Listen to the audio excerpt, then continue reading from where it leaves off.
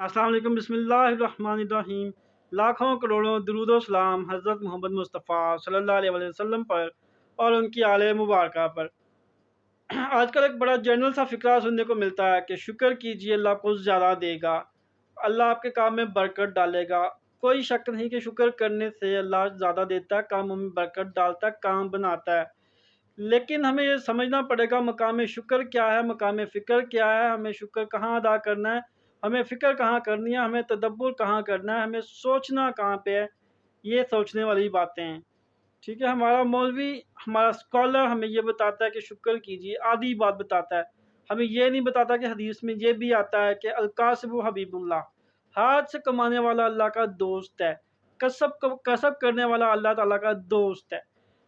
हलाल रिज़्क़ हलाल कमाना ऐन इबादत है, हसूल रिज़्क़ हलाल ऐन इबादत है।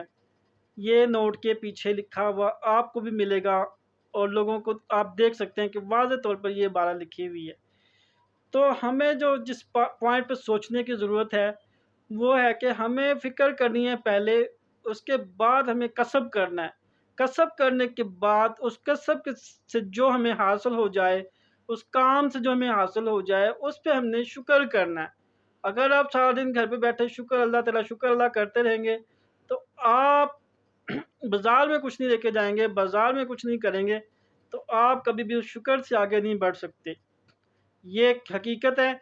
अगर आपने आगे बढ़ना है, आपको फ़िक्र करना होगा, आपको तदब्बुर करना होगा, आपको बाज़ार में आना होगा। बाज़ार में बैठने के बाद कसब इख्तियार करने के बाद, पेशा इख्तियार करने के बाद, आपको उस काम से, उस हुनर से, उस पेशे से जो मिले उस पे आपने शुक्र करना है, ना कि खाली शुक्र करना है। हलाकू खान ने जब बगदाद के ऊपर चढ़ाई की, सकूत बगदाद हुआ ना, तो हलाक वहाँ पे बड़े-बड़े आलिम बैठे, इल्मी बहस कर रहे थे और मज़हबी बहस भी कर रहे थे। हलाकू खान ने उनसे बड़ा तारीख़ी जुमला कहा कि तुमने ये अपने महल की जो जालियाँ हैं, इनका लोहा पिघला कर इनके तीर क्यों नहीं बनाए? उसकी ये बात समझने वाली है कि उसने ये कहा कि तुमने अपनी जालियों महल की जालियों में जो लोहा लगा है, उसको पिघला कर उसके तीर क्यों नहीं बनाए? तुमने मेरा मुकाबला क्यों नहीं किया? तुम सिर्फ़ इसी बात पे बहस करते जा रहे हो कि एक सुई में से कितने फ़रिश्ते क्रॉस करेंगे। आज हमारा मसला भी यही है। हमारे साथ भी यही हो रहा है, हम इसी वजह से तरक्की नहीं कर पा रहे।